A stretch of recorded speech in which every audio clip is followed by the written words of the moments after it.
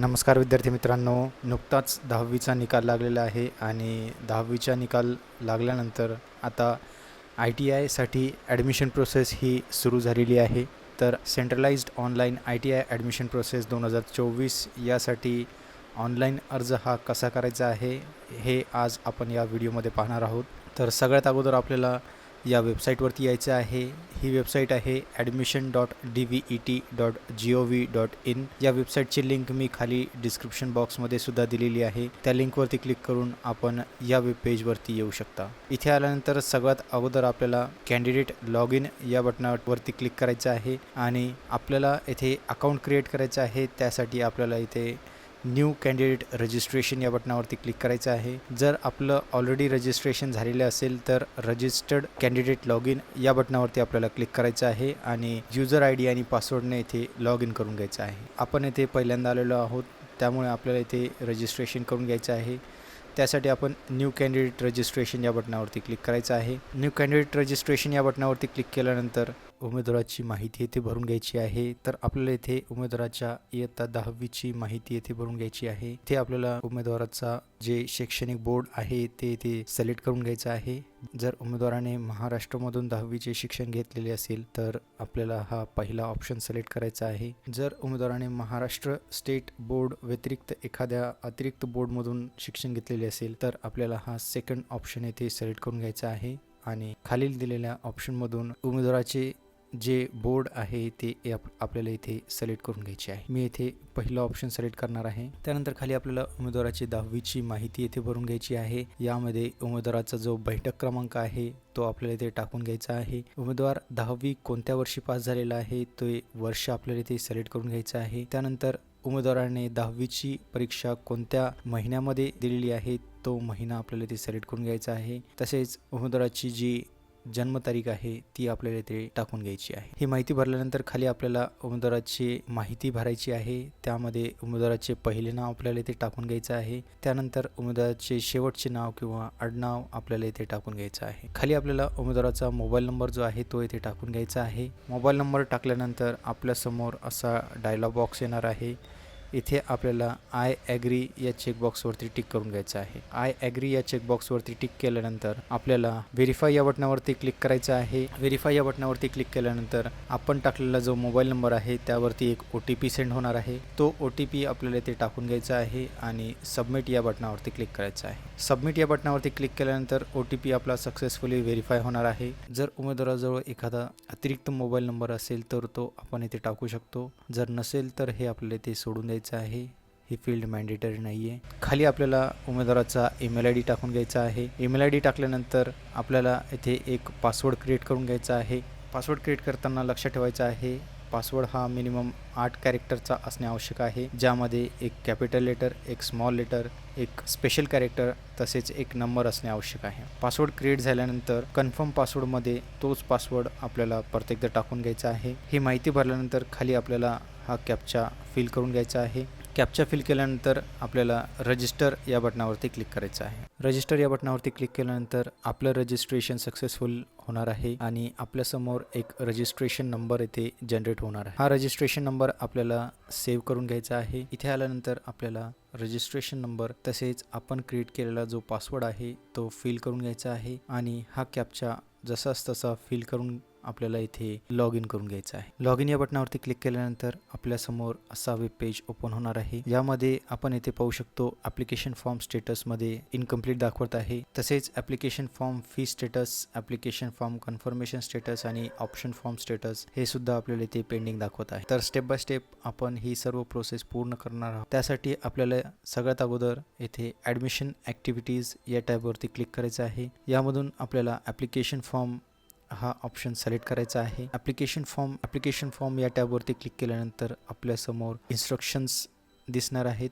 या इन्स्ट्रक्शन्स आपल्याला एकदा वाचून घ्यायच्या आहेत आणि ओके या बटनावरती आपल्याला क्लिक करून घ्यायचं आहे. यानंतर प्रोफाईल क्रिएट करताना आपण जी माहिती भरलेली आहे ती इथे ऑटोमॅटिकली येणार आहे. तसेच इतर जी माहिती आहे ती आपल्याला इथे फिल करून घ्यायची आहे. यामध्ये आपल्याला उमेदवाराचा जेंडर इथे सिलेक्ट करून घ्यायचा आहे. मेल असेल तर मेल, फिमेल असेल तर फिमेल, जे असेल ते आपल्याला ते सिलेक्ट करून घ्यायचं आहे. त्यानंतर नॅशनॅलिटीमध्ये आपल्याला इथे इंडियन राहू द्यायचं आहे. त्यानंतर मदर टंगमध्ये उमेदवाराची मातृभाषा जी असेल ती आपल्याला इथे सिलेक्ट करून घ्यायची आहे. त्यानंतर उमेदवाराचे रिलिजन कोणते आहे ते आपल्याला इथे सिलेक्ट करून घ्यायचे आहे. हिंदू, बुद्धिस्ट, मुस्लिम, ख्रिश्चन, जैन, शीख, पारसी जे असेल ते आपल्याला इथे सिलेक्ट करायचं आहे. त्यानंतर उमेदवाराची कास्ट आपल्याला इथे सिलेक्ट करायची आहे. Open, SC, ST, NTB, NTC, NTD, OBC, SBC यापैकी जी कॅटेगरी उमेदवाराची असेल ती आपल्याला इथे सिलेक्ट करून घ्यायची आहे. कॅटेगरी सिलेक्ट केल्यानंतर कास्ट मध्ये उमेदवाराची कोणती कास्ट आहे ती आपल्याला इथे टाकून घ्यायची आहे. त्यानंतर उमेदवाराचे कौटुंबिक वार्षिक उत्पन्न किती आहे ते आपल्याला इथे सिलेक्ट करायचं आहे. यामध्ये 1 लाखापर्यंतचे उत्पन्न, तसेच 1 लाख ते 1.5 लाख, 1.5 लाख ते 2.5 लाख अशा प्रकारचे इन्कम स्लॅब्स आपल्याला इथे दिलेले आहेत. यापैकी उमेदवार कोणत्या इन्कम कॅटेगरीमध्ये येत आहे ती कॅटेगरी आपल्याला इथे सिलेक्ट करून घ्यायची आहे. ही सर्व माहिती भरल्यानंतर खाली आपल्याला नेक्स्ट पेज या बटनावरती क्लिक करायचं आहे. इथे आल्यानंतर आपल्याला उमेदवाराचा ॲड्रेस इथे फिल करून घ्यायचा आहे. कंट्री इथे ऑटोमॅटिकली येणार आहे. त्यानंतर ॲड्रेस लाईन 1 आणि ॲड्रेस लाईन 2 मध्ये आपल्याला उमेदवाराचा ॲड्रेस फिल करून घ्यायचा आहे. ॲड्रेस फिल केल्यानंतर खाली महाराष्ट्र स्टेट इथे ऑटोमॅटिक सिलेक्ट असेल. त्यानंतर खाली आपल्याला उमेदवार कोणत्या जिल्ह्याचा रहिवासी आहे तो जिल्हा आपल्याला इथे सिलेक्ट करून घ्यायचा आहे. उमेदवार कोणत्या तालुक्याचा रहिवासी आहे तो तालुका आपल्याला इथे सिलेक्ट करून घ्यायचा आहे. उमेदवार हा कोणत्या गावाचा रहिवासी आहे ते गाव आपल्याला इथे सिलेक्ट करून घ्यायचं. पिनकोड इथे ऑटोमॅटिकली येणार आहे. ही पूर्ण माहिती भरल्यानंतर आपल्याला नेक्स्ट पेज या बटनावरती क्लिक करायचं. नेक्स्ट पेज केल्यानंतर आपल्याला इथे पॅरेंट अँड गार्डियन डिटेल्स या भरून घ्यायचे आहेत. यामध्ये जर उमेदवार हा अनाथ असेल तर आपल्याला इथे येस करून घ्यायचं आहे आणि त्याबद्दल माहिती येथे भरून घ्यायची आहे. जसे की अनाथाचे प्रकार काय आहे ते आपल्याला इथे सिलेक्ट करून घ्यायचं आहे. अनाथ आश्रमाचे नाव काय आहे ते आपल्याला इथे टाकून घ्यायचं आहे. अनाथ आश्रमाचे स्टेट, डिस्ट्रिक्ट म्हणजेच जिल्हा आपल्याला इथे सिलेक्ट करून घ्यायचा आहे. तसेच तालुका ते सिलेक्ट करून घ्यायचा आहे. जर उमेदवार हा अनाथ नसेल तर आपल्याला इथे नो करून घ्यायचं. खाली आपल्याला उमेदवाराच्या वडिलांची आणि आईची माहिती भरून घ्यायची आहे. यामध्ये उमेदवाराच्या वडिलांचे पहिले नाव आपल्याला इथे टाकून घ्यायचं आहे. जसे आपण उमेदवाराच्या वडिलांचे पहिले नाव इथे टाकू आपल्याला एक पॉपअप मेसेज येणार आहे ज्यामध्ये उमेदवाराचे पूर्ण नाव आपल्याला इथे दिसणार आहे. हे नाव 10वीच्या मार्कशीट नुसार असणे आवश्यक आहे. जर 10वीच्या मार्कशीट मध्ये आणि या नावामध्ये काही फरक असेल तर प्रोफाईल मध्ये चेंजेस करून आपल्याला हे नाव जसे 10वीच्या मार्कशीट किंवा बोर्ड सर्टिफिकेट वर आहे त्या प्रकारे आपल्याला इथे करेक्शन करून घ्यायचे आहे. यानंतर आपल्याला इथे ओके करून घ्यायचं आहे. त्यानंतर खाली आपल्याला उमेदवाराच्या वडिलांचे आडनाव टाकून घ्यायचे आहे. त्यानंतर उमेदवाराच्या वडिलांचा ऑक्युपेशन म्हणजेच व्यवसाय काय आहे ते आपल्याला इथे सिलेक्ट करायचं आहे. जसे की Maharashtra state government employee, government of India employee, other state government undertaking employee, private service, self employment, not employed यापैकी जे असेल ते सिलेक्ट करून घ्यायचं आहे. जर उमेदवाराचे वडील सर्व्हिसला असेल तर ते कोणत्या जिल्ह्यामध्ये सर्व्हिसला आहेत, तसेच तालुका कोणता आहे, तसेच त्यांची इन्कम किती आहे हे आपल्याला इथे सिलेक्ट करून घ्यायचं आहे. ही माहिती भरल्यानंतर आपल्याला उमेदवाराच्या आईची माहिती येथे भरून घ्यायची आहे. यामध्ये उमेदवाराच्या आईचे पहिले नाव इथे टाकून घ्यायचे आहे. त्यानंतर आईचे आडनाव इथे टाकून घ्यायचे आहे. त्यानंतर आपल्याला उमेदवाराच्या आईचे व्यवसाय इथे सिलेक्ट करून घ्यायचा आहे. Self employed, private service, government employee यापैकी जे असेल ते आपल्याला इथे सिलेक्ट करायचं आहे. जर काहीच नसेल तर नॉट एम्प्लॉईड हे ऑप्शन आपल्याला इथे सिलेक्ट करून घ्यायचं आहे. त्यानंतर खाली आपल्याला उमेदवाराच्या आईचे वार्षिक उत्पन्न इथे सिलेक्ट करायचं आहे. मी इथे नो इन्कम सिलेक्ट करतो. त्यानंतर उमेदवाराच्या आईचे ॲड्रेस आपल्याला इथे फिल करून घ्यायचे आहे.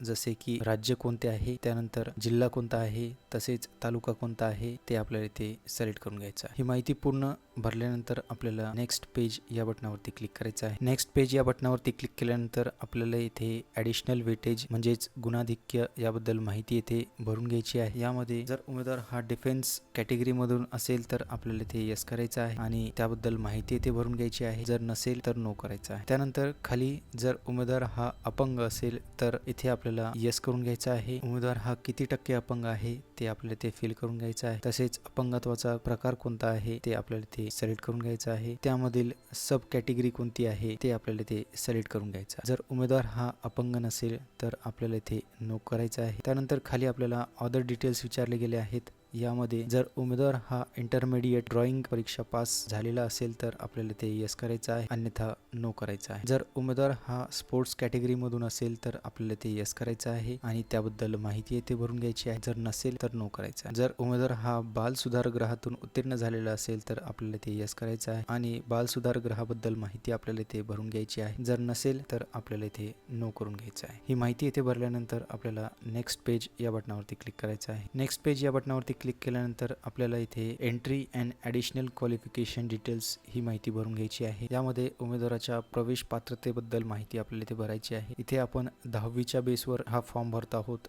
त्यामुळे आपल्याला 10वी बद्दल माहिती इथे भरून घ्यायची आहे. उमेदवाराची 10वीची शाळा कोणत्या राज्यामध्ये होती ते राज्य आपल्याला ते सिलेक्ट करून घ्यायचं आहे. त्यानंतर उमेदवाराची 10वीची शाळा ही महाराष्ट्रामध्ये असेल तर पहिला ऑप्शन आपल्याला ते सिलेक्ट करायचं आहे. जर महाराष्ट्र व्यतिरिक्त इतर राज्यामध्ये ती शाळा असेल तर सेकंड ऑप्शन इथे सिलेक्ट करायचं आहे आणि जर उमेदवाराची 10वी ही भारताबाहेर झालेली असेल तर तिसरं ऑप्शन आपल्याला इथे सिलेक्ट करायचं आहे. मी इथे पहिलं ऑप्शन सिलेक्ट करतो. यानंतर उमेदवाराची 10वी कोणत्या डिस्ट्रिक्ट मधून झालेली आहे तो डिस्ट्रिक्ट आपल्याला ते सिलेक्ट करायचं आहे. तसेच उमेदवाराची 10वी कोणत्या तालुक्यामधून झालेली आहे तो तालुका, गाव किंवा शहराचे नाव आपल्याला ते सिलेक्ट करायचं आहे. जर उमेदवार हा 10वी परीक्षा उत्तीर्ण असेल तर आपल्याला ते यस करायचं आहे, अन्यथा नो करायचं आहे. जर उमेदवार हा 10वीची परीक्षा उत्तीर्ण नसेल तर आपल्याला हा फॉर्म भरता येणार नाही. जर उमेदवाराने 10वी मध्ये तांत्रिक विषय घेतलेले असेल तर आपल्याला ते यस करायचं आहे, अन्यथा नो करायचं आहे. जर उमेदवार हा अपंग श्रेणीतील असेल तर आपल्याला ते यस करायचं आहे, अन्यथा नो करायचं आहे. जर उमेदवाराने 10वी विज्ञान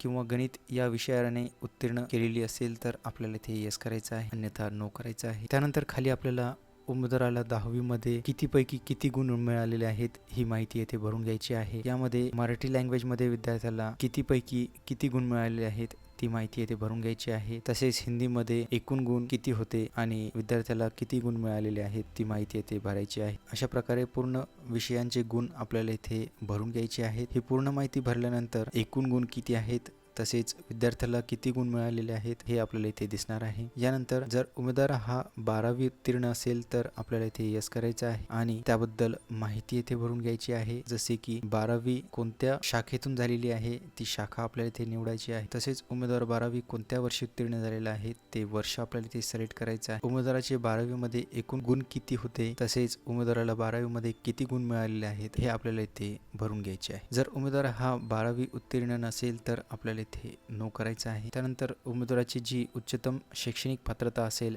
ती आपल्याला इथे सिलेक्ट करायची आहे. आपण इथे 10वीच्या बेसवरती फॉर्म भरत आहोत, त्यामुळे हे आपल्याला इथे सिलेक्ट करायचं आहे. त्यानंतर आपल्याला नेक्स्ट पेज या बटनावरती क्लिक करायचं. नेक्स्ट पेज या बटनावरती क्लिक केल्यानंतर आपल्याला प्रिव्हियस ट्रेनिंग डिटेल्स ही माहिती इथे भरून घ्यायची आहे. यामध्ये जर उमेदवाराने या अगोदर ITI मध्ये प्रवेश घेतलेला असेल तर आपल्याला इथे यस करायचं आहे आणि त्याबद्दल माहिती इथे भरून घ्यायची आहे. जशी की प्रवेशाचे वर्ष आपल्याला ते सिलेक्ट करायचं आहे. त्यानंतर 3 वर्ष आपल्याला ते सिलेक्ट करून घ्यायचं आहे. कोणत्या ITI संस्थेमध्ये विद्यार्थ्यांना ॲडमिशन घेतलेले होते त्या संस्थेचे नाव आपल्याला इथे टाकून घ्यायचे आहे. यानंतर उमेदवाराने कोणते ट्रेड इथे पूर्ण केलेले आहे त्या ट्रेडचे नाव आपल्याला इथे टाकून घ्यायचे आहे. जर उमेदवाराने या अगोदर ITI चे प्रशिक्षण घेतलेले नसेल तर आपल्याला इथे नो करून घ्यायचं आहे. यानंतर आपल्याला नेक्स्ट पेज या बटनावरती क्लिक करायचा. नेक्स्ट पेज या बटनावरती क्लिक केल्यानंतर आपल्याला इथे उमेदवाराचा मूळ जिल्हा इथे सिलेक्ट करायचा आहे. मूळ जिल्हा सिलेक्ट केल्यानंतर खाली आपल्याला उमेदवार प्रवेश अर्ज निश्चित करण्यासाठी कोणत्या नजीकच्या औद्योगिक प्रशिक्षण संस्थेमध्ये उपस्थित राहणार आहे ते आपल्याला इथे सिलेक्ट करायचं आहे. त्या प्रशिक्षण संस्थेचा जिल्हा आपल्याला इथे सिलेक्ट करायचा आहे. तसेच त्या प्रशिक्षण संस्थेचा तालुका आपल्याला इथे सिलेक्ट करायचा आहे. जिल्हा आणि तालुका सिलेक्ट केल्यानंतर उमेदवार कोणत्या प्रशिक्षण संस्थेमध्ये उपस्थित राहणार आहे ती संस्था आपल्याला इथे सिलेक्ट करून घ्यायची आहे. ही माहिती पूर्ण भरल्यानंतर आपल्याला आय ॲक्सेप्ट या चेकबॉक्स वरती टिक करायचं आहे आणि मेक पेमेंट या बटनावरती क्लिक करायचं आहे. मेक पेमेंट या बटनावरती क्लिक केल्यानंतर आपल्या समोर पेमेंट गेटवे ओपन होणार आहे. यामध्ये credit card, debit card, net banking, UPI यापैकी जो ऑप्शन सोयीस्कर असेल तो आपल्याला इथे सिलेक्ट करायचा आहे आणि ही पेमेंट करून घ्यायची आहे. पेमेंट सक्सेसफुल झाल्यानंतर ॲप्लिकेशन फॉर्म फी पेड असा मेसेज आपल्याला इथे येणार आहे. यानंतर डाउनलोड फी रिसिप्ट मधून आपण फीज भरल्याची पावती इथे डाउनलोड करून घ्यायची आहे. आपण भरलेला जो फॉर्म आहे त्याची प्रिंट आपल्याला इथे काढून घ्यायची आहे. तर अशा प्रकारे आपण पाहिलं की सेंट्रलाइज्ड ऑनलाईन ITI ॲडमिशन प्रोसेससाठी ऑनलाईन अर्ज हा कसा करायचा आहे. जर व्हिडिओ आपल्याला आवडला असेल तर व्हिडिओला लाईक करून घ्या आणि चॅनलला सबस्क्राईब करून घ्या. अशाच प्रकारच्या व्हिडिओज आम्ही आपल्यासाठी घेऊन येत असतो. धन्यवाद.